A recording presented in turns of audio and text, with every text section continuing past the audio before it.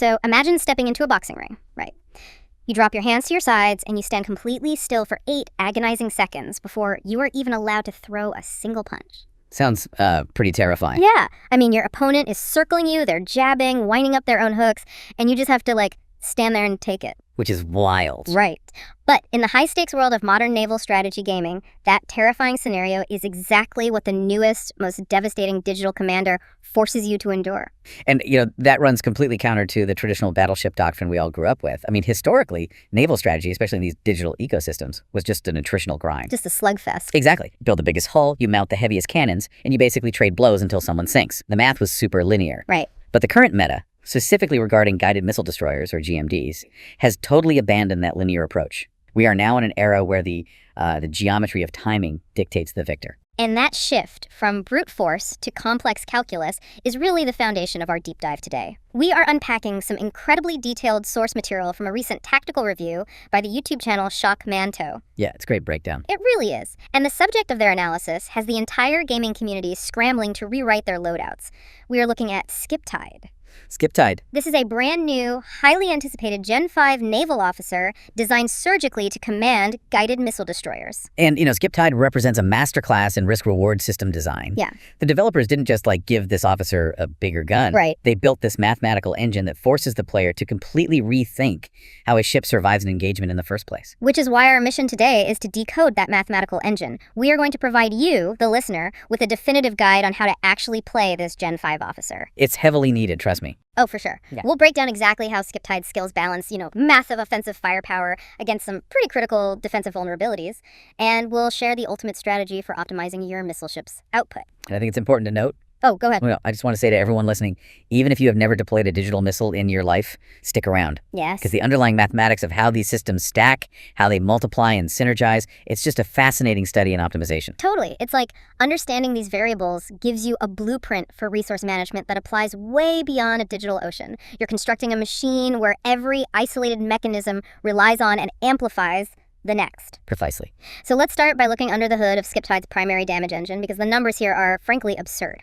According to the breakdown from Màn Thầu, everything revolves around skill 1, which is the tactical skill, and skill 5, the awakened skill. Right, the heavy hitters. Yeah.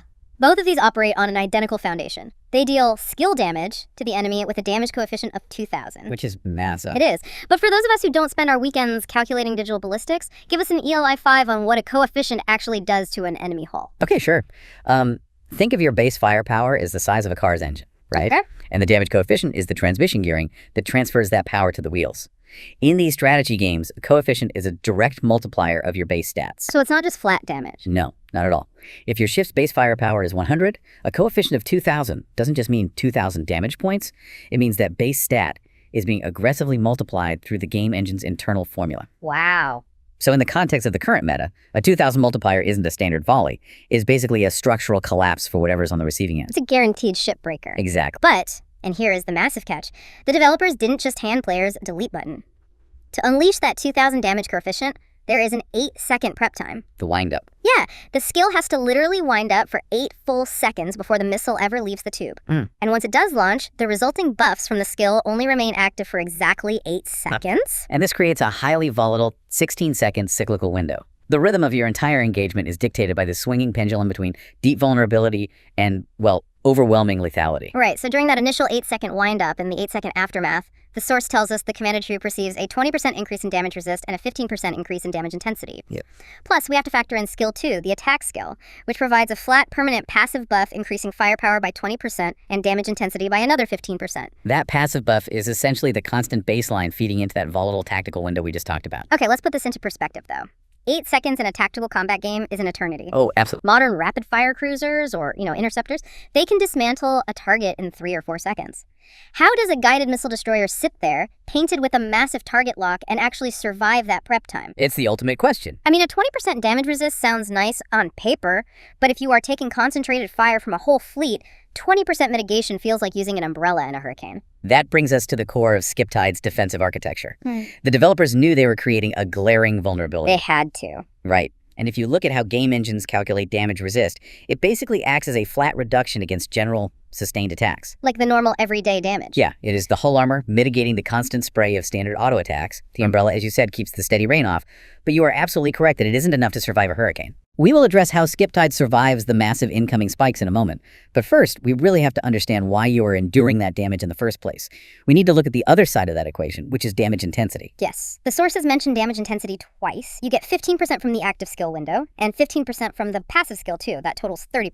Correct. So how does intensity differ from firepower in the game's math? This is where the optimization truly happens. Firepower, as we established, is your raw baseline, but damage intensity functions as a final, overarching multiplier applied at the very end of the damage calculation sequence. Oh, I see. So instead of adding a flat weight to the payload, it acts more like a localized atmospheric pressure system that amplifies the final explosion. That is a really highly accurate way to visualize it. You take the base firepower, you multiply it by the 2000 coefficient, and then after all those massive numbers are calculated, the game just amps it up again. Exactly. The game engine takes that total sum and inflates it by another 30%. When that 8-second timer hits 0, the scaling is entirely exponential. Assuming you actually make it to 0. Well, yeah. That's the trick. Which brings us back to the hole in the armor. If your 20% damage resist handles the standard auto attacks, how do you survive the enemy commander throwing their own tactical haymaker at you during your 8-second windup? Right. Let's look at how the developers patched that vulnerability, because this is where the real tactical weeds of the Màn Thầu review start to show. Yeah, we have to introduce the concept of layered defense. Layered defense, okay. Yeah. So according to the source, the solution lies in skill 3, which is appropriately named the balance skill. Yep. This grants the troop a 25% increase to officer skill boost and a 20% increase to officer skill resilience. And then we have skill 4. Right, the special skill, which is tailored uniquely for the guided missile destroyer. That one grants a plus 12.5% officer skill cast speed and an additional plus 12.5% firepower. Those two skills completely rewire the ship's ecosystem. But, okay, here's my pushback on this entire design philosophy. Let's hear it. If our mission is to optimize firepower for a guided missile destroyer, a ship literally built to launch a cataclysmic payload, why do we care about a balanced skill that gives resilience? It seems counterintuitive. It really does. A common instinct in strategy gaming is to build a pure glass cannon. You strip away all the armor, dump every single point into damage output, and just obliterate the enemy before they can fire back. Why waste a skill slot on resilience? I get it. The glass cannon build is a really seductive trap. But consider the underlying logic of the 8-second timer we just established. Okay. A glass cannon that shatters at second 7 of its prep time deals exactly 0 damage. Oh, right. And 0 damage is the absolute worst possible DPS. In high-level play, your opponents are tracking your cooldowns. The moment they see your guided missile destroyer begin its wind-up, they are going to trigger their own massive burst damage skills to interrupt your launch. So they aren't going to just rely on standard auto attacks. They are going to use their own tactical skills to basically break the glass. Precisely. And that is where the 20% officer skill resilience from skill 3 becomes mandatory. Okay, because it's different from the other stat. Exactly. Under the hood of the game engine, resilience calculates differently than general damage resist. Resilience is a counter stat specifically designed to mitigate incoming burst damage from enemy commander skills. So you have 2 distinct defensive shields operating simultaneously. The damage resist from skill 1 handles the constant low-level harassment, while the resilience from skill 3 acts as shock absorption against the opponent's tactical nukes. Yes, it guarantees the survival of the launch platform. And the officer's skill boost of 25% packaged alongside it simply pours more fuel into the offensive engine, inflating the base damage before the damage intensity multiplier even touches it. The compounding math is just staggering, but I have to stop you on skill 4. You called the optimization of this loadout a masterclass earlier, but I am looking at the numbers from the source.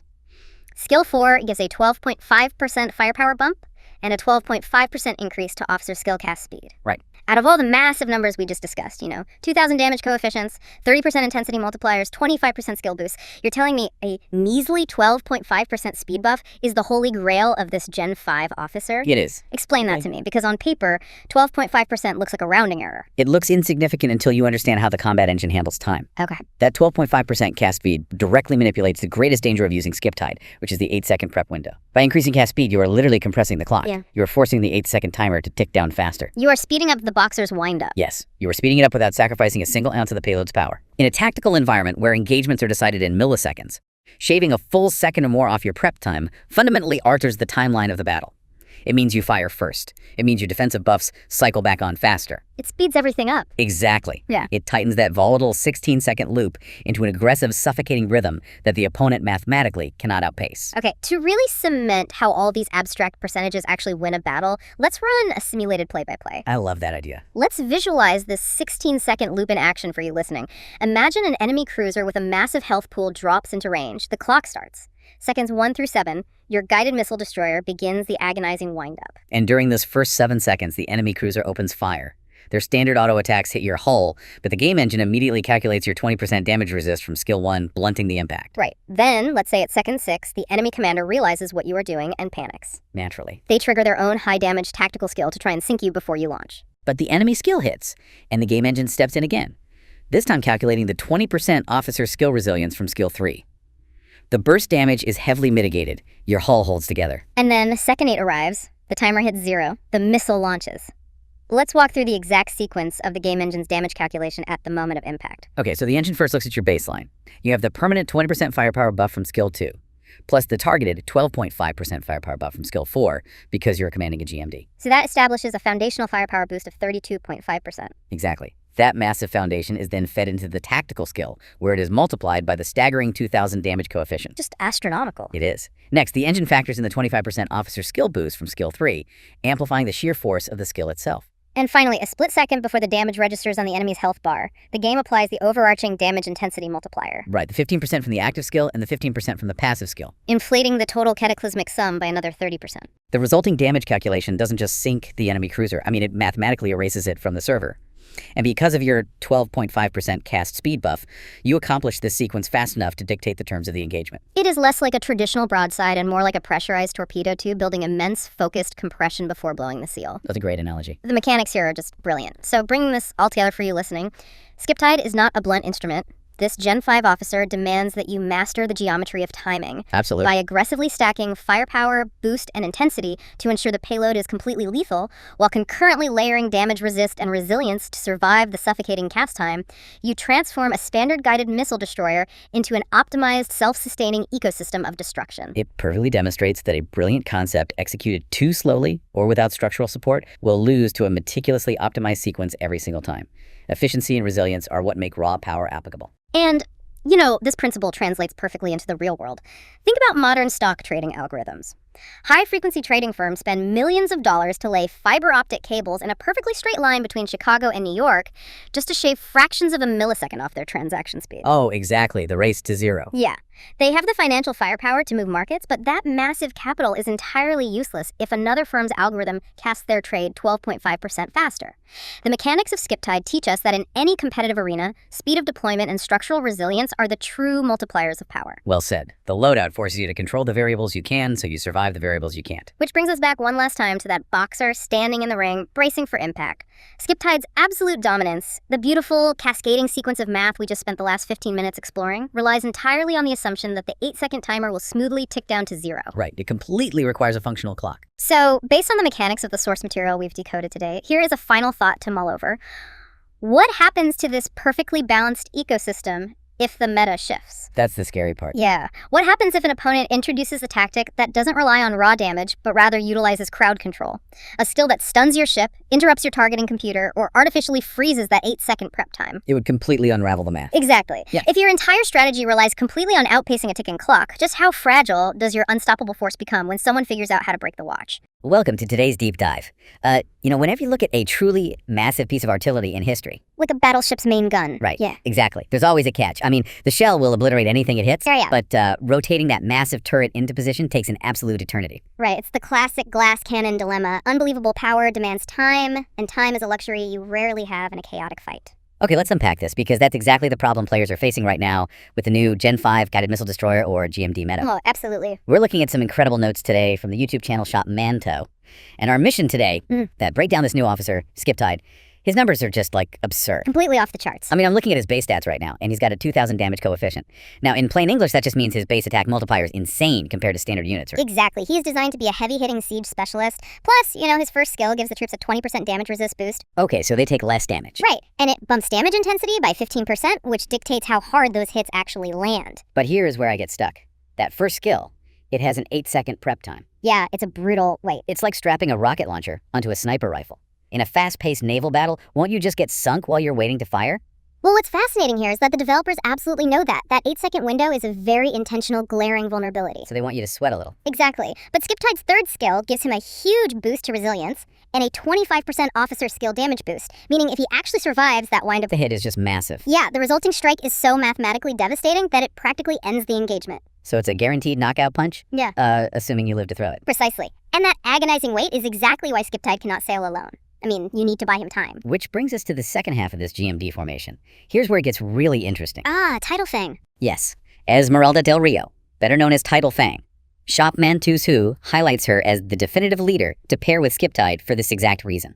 And it really comes down to her sheer defensive utility. While Skiptide is stuck winding up his attack, Tidal Fang drops a skill called Fortified Mast. Right, and the numbers on this are crazy. Insane. It increases the troops' damage resist by a staggering 620%. Wait, 620%? Yep. So she literally turns the ship into a floating fortress while he loads the guns. Pretty much. And she buffs damage against fortifications by 32%, so she's got teeth too. Wow. But the true genius of this pairing isn't just that massive armor shell, right? No, not at all. It's really how they manipulate the combat clock. Okay, wait, I need you to break the math down for me here. Ah. Because on paper, both of these officers start with that sluggish 8-second prep time. Right, they both have that vulnerability. But the notes say this duo drops the cast time down to 6 seconds. How do we get from 8 to 6? Well, let's do the math.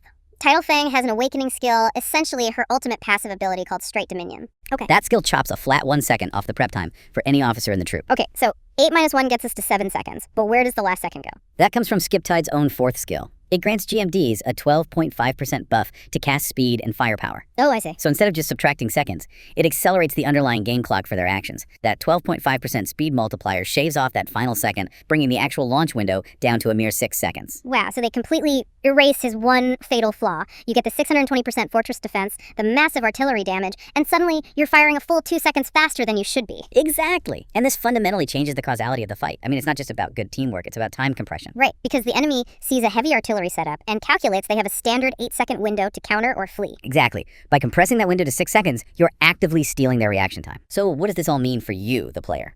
It's a brutal strategy. The optimization isn't about stacking the highest individual attack stats. No, it's about manipulating the enemy's reaction window so they can't even defend themselves. If we connect this to the bigger picture, it perfectly illustrates that true optimization is about how overlapping abilities cover each other's weaknesses. Right. You're using speed and synergy as a weapon just as much as the actual missiles. You absolutely are. Raw power is basically useless without the speed and synergy to actually execute it. Which leaves you with one final puzzle to chew on. If combining two officers can manipulate the combat clock by just 2 seconds, while hiding behind a 620% defense boost, creating the perfect GMD formation, what entirely different, utterly bizarre strategic mechanics might be hiding in the game's code, just waiting to counter it?